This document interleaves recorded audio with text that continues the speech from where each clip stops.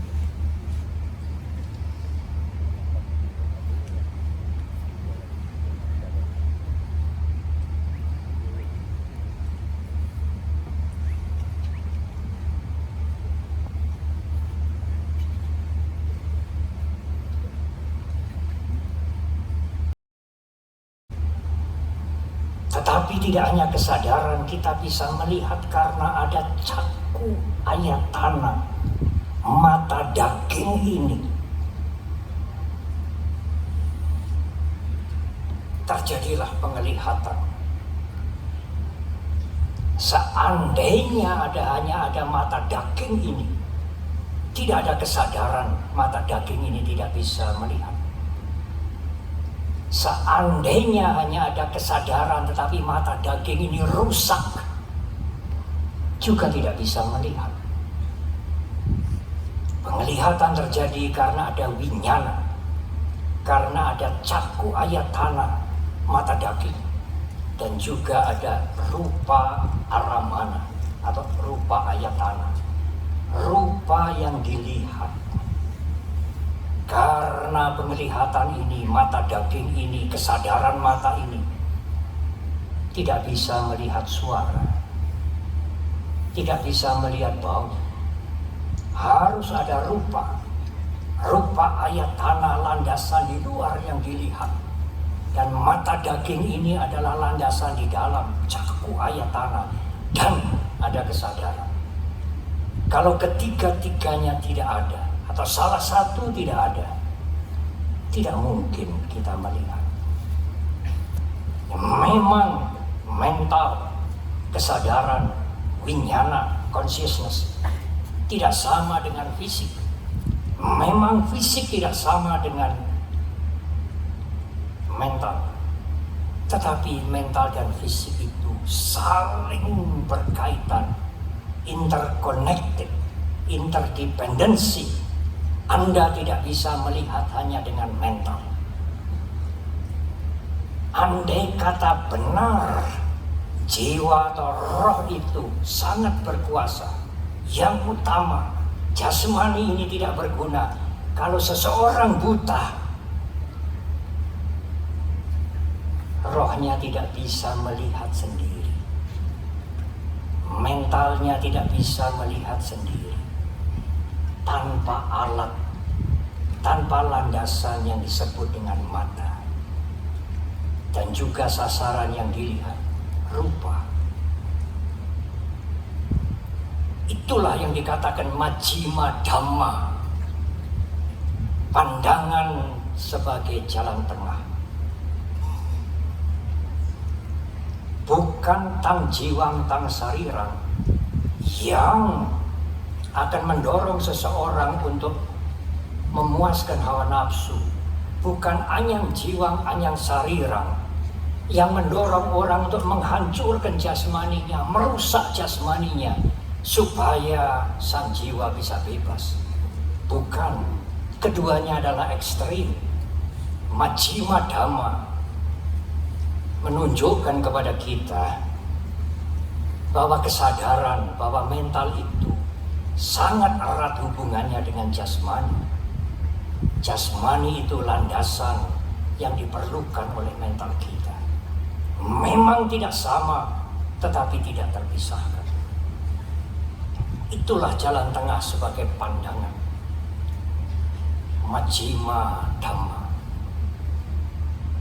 Kemudian, ibu bapak dan saudara, jalan tengah sebagai patipada. Jalan tengah sebagai praktek untuk menyelesaikan penderitaan ini, yang sesungguhnya penderitaan itu kita sendiri yang membuatnya. Bukan hukuman, bukan datang dari luar, tetapi mental kita sendiri yang membuatnya. Guru agung kita pernah mengalami dua cara hidup yang ekstrim. Sebagai pangeran putra mahkota yang selalu bergelimang dengan kenikmatan, kemegahan, kenyamanan. Kemudian beliau meninggalkan itu dan menyiksa diri selama 6 tahun. Sampai beliau hampir meninggal dunia. Karena pandangan yang ekstrim bahwa jasmani ini kotor, jasmani ini belenggu, jasmani ini penjara, harus dihancurkan supaya jiwa tidak melekat pada jasmani dan bisa bebas merdeka. Guru Agung kita mengalami kedua macam cara hidup yang ekstrim ini. Oleh karena itu di dalam khotbah yang pertama beliau mengatakan ubo ante anupagama. Kedua ujungan ini anupagama harus dihindari. Majjhima patipada tata gatena abhisambuddha. Inilah jalan tengah yang telah disadari dengan terang dan jelas oleh Tathagata. Tathagata demikian beliau menyebut dirinya sendiri. Ibu, bapak dan saudara, pada perayaan Waisak yang lalu saya menyinggung sedikit. Jalan tengah ini bukan jalan kompromi. Jalan tengah ini bukan jalan hibrid. Perayaan Waisak, perayaan Asada malam hari ini hibrid. Saudara mengerti tentu. Jalan tengah bukan jalan kompromi. Jalan tengah bukan jalan hibrid. Mengambil dari sini sedikit, dari sini sedikit. Inilah yang di tengah. Mengapa demikian? Kami mempunyai perumpamaan yang sangat jelas untuk menjelaskan bahwa jalan tengah itu bukan jalan kompromistis, bukan jalan hibrid. Karena di sisi kanan, di sisi sini, di sisi situ, sebagaimana jalan, di sisi sini jurang, di sisi situ jurang. Kita harus berjalan di jalan ini. Inilah jalan tengah. Kalau Anda sekalian kemari masuk jurang, kalau Anda ke situ masuk jurang. Oleh karena itu jalan tengah bukan jalan kompromi, bukan jalan hibrid. Ibu, bapak dan saudara, jalan tengah itulah jalan yang satu tetapi 8 unsur. Guru Agung mendahului dengan samaditi, pandangan yang benar.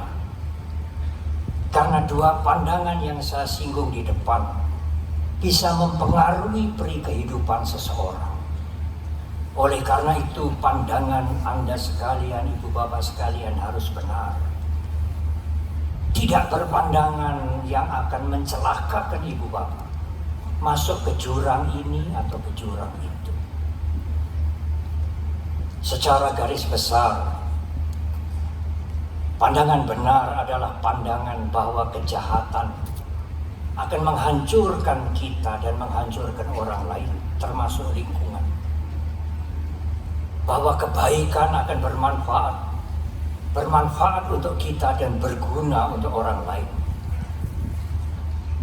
Jangan melakukan kejahatan, keburukan. Banyaklah melakukan kebajikan. Karena kejahatan akan berbuah penderitaan. Dan kebaikan akan berakibat kebaikan. Pandangan benar adalah pandangan tentang hukum karma. Pandangan benar itulah yang menuntun pikiran kita untuk berpikir yang benar. Pandangan benar dan pikiran benar akan menjadi pembimbing ucapan, perbuatan, dan penghidupan yang benar.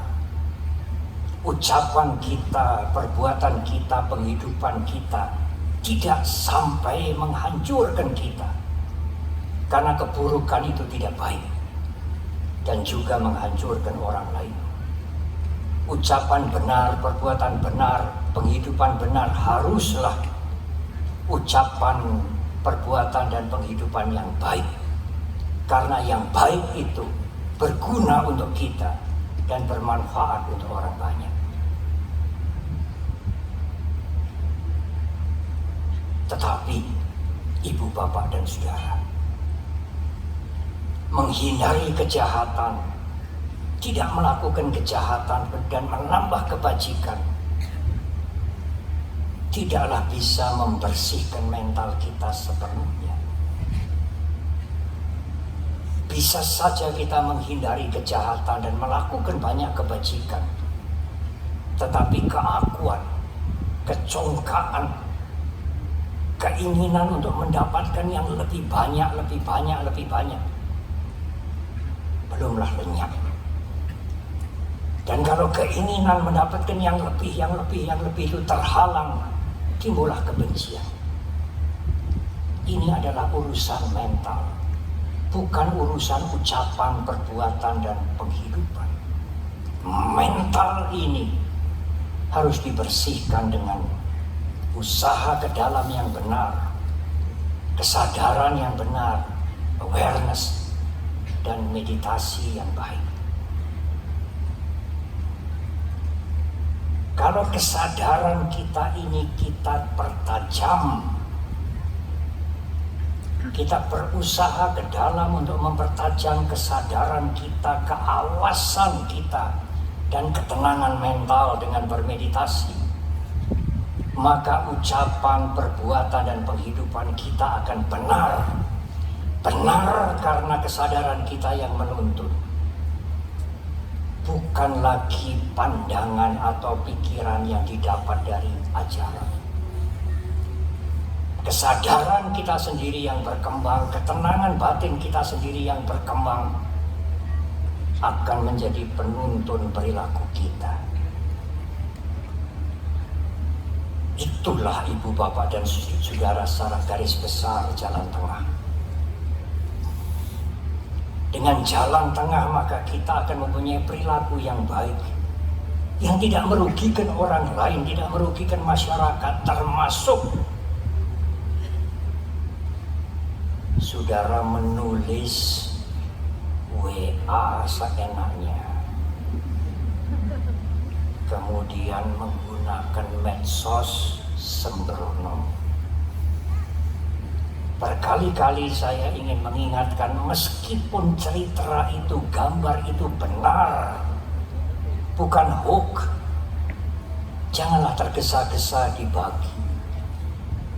Orang yang menerima itu belum tentu kuat mentalnya menerima gambar saudara, menerima berita dari saudara. Mereka bukan arahat, mereka bukan orang suci. Pikirkan itu kalau Anda ingin men-share. Apakah itu berita, apakah itu foto, apakah itu peristiwa, meskipun benar.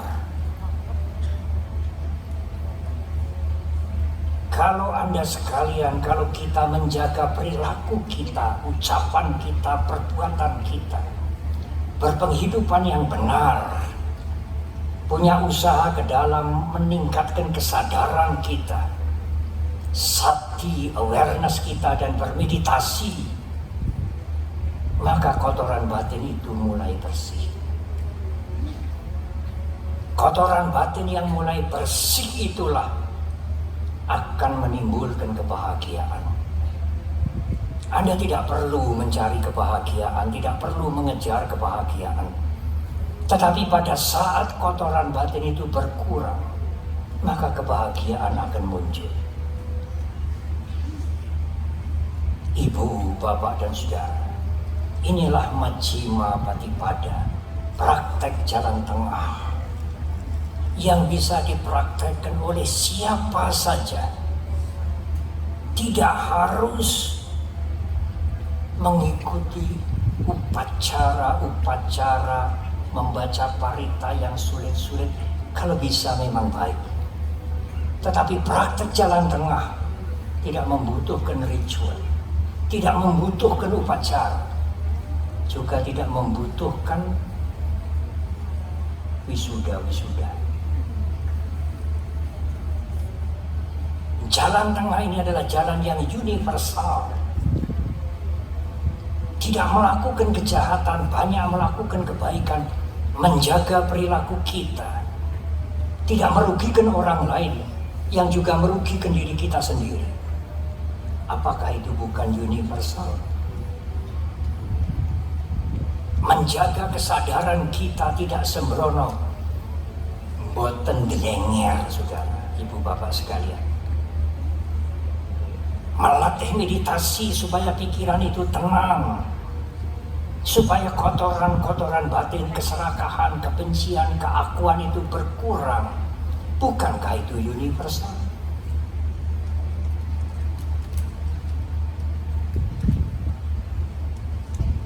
Ibu, bapak, dan saudara,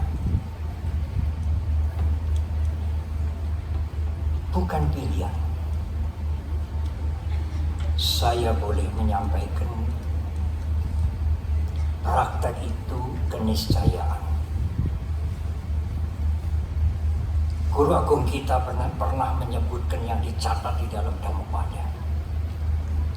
Nakahapana wasena titik kamesu wijati. Andai kata ada hujan yang turun bukan air, tetapi hujan yang turun itu kepingan emas. Nakahapana wasena titik kamesu wijati. Orang berebut mengambil kepingan emas, membawa karung sampai berkarung-karung. Tidak ada orang yang merasa puas. Apa sada duka kama itik winyaya pandito. Seorang bijak akan melihat kesenangan hawa nafsu itu hanya sebentar dan menimbulkan penderitaan yang panjang. Oleh karena itu, menjaga diri dari perilaku yang buruk, banyak melakukan kebajikan, berusaha ke dalam, mempertajam kesadaran, bermeditasi supaya batinnya tenang, bukan pilihan, tetapi keniscayaan kalau saudara ingin hidup bahagia. Karena dengan kotoran batin, kilesa yang dikurangi, Anda akan bahagia, semakin bahagia, semakin bahagia.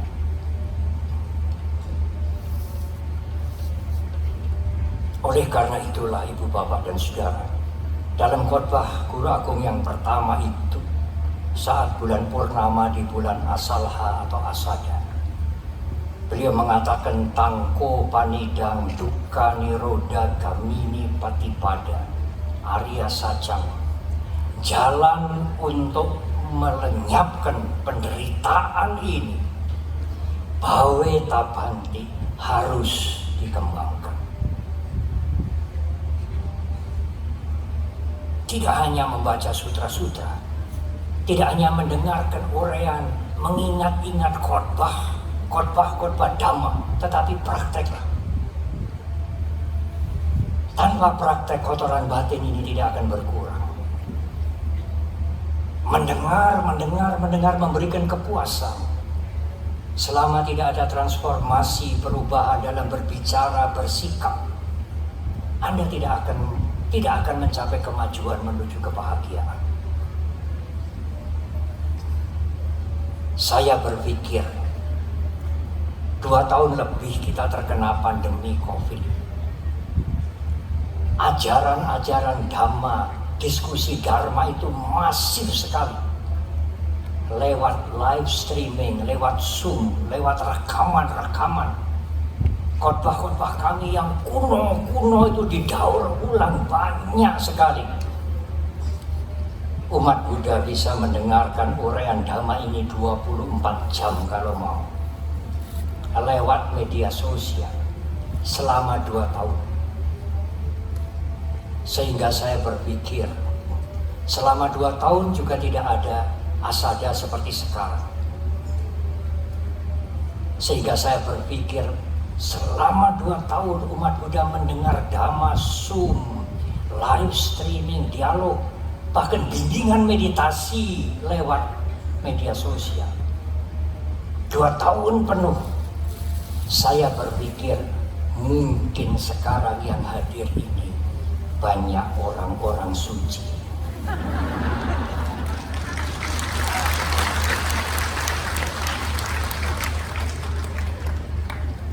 Oleh karena itulah ibu bapak saudara, tangko panidang duka niroda gamini patipada Arya Sajang bawe tabang, jalan untuk melenyapkan, setidaknya mengurangi penderitaan itu, bawe tabantik harus dikembangkan. Siapa saja boleh mengembangkan, karena jalan ini universal.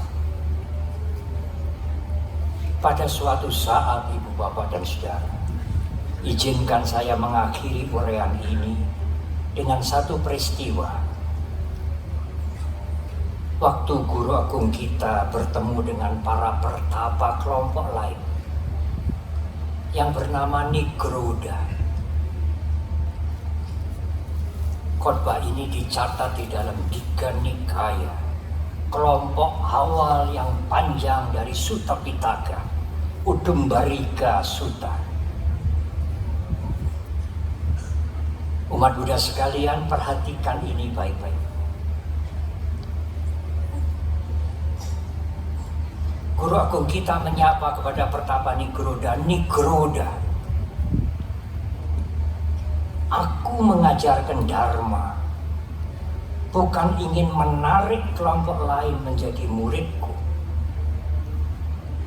Dengan kalimat lain, Nigroda, aku mengajarkan Dharma bukan untuk mencari murid. Aku mengajarkan Dharma dengan tujuan bukan, atau sebalik, atau dengan kalimat yang lain, bukan bertujuan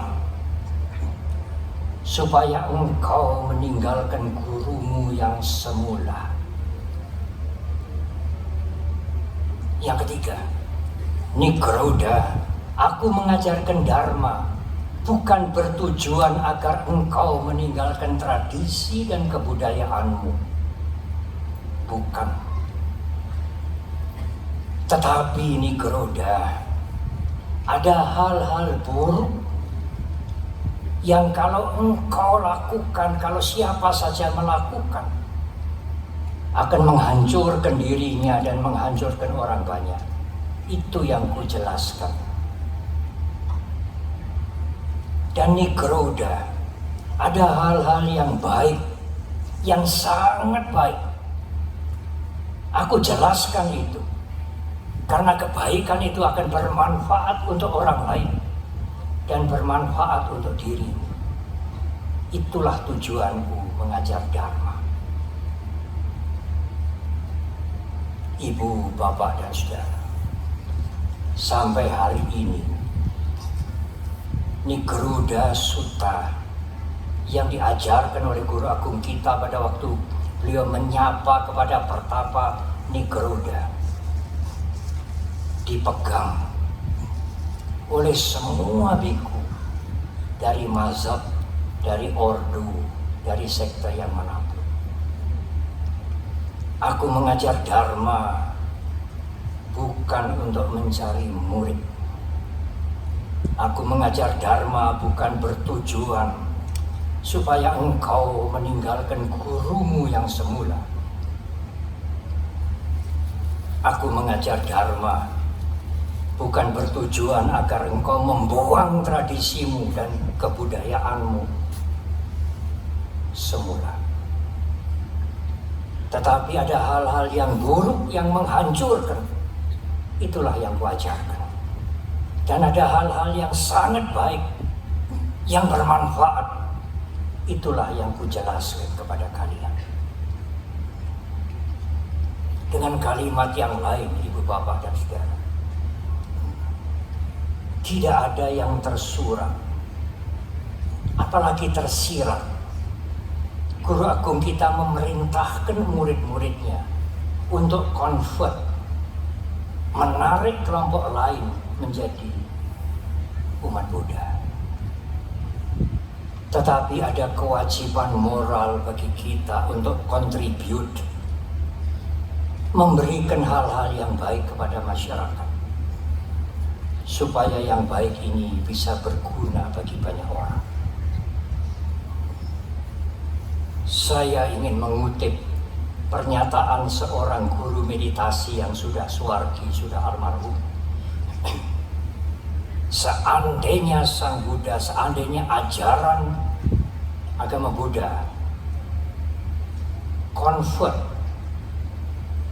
maka ajaran Guru Agung kita itu convert from suffering to be happiness. Seandainya menggunakan kalimat convert, maka ajaran Guru Agung kita itu convert penderitaan, menarik penderitaan menjadi kebahagiaan.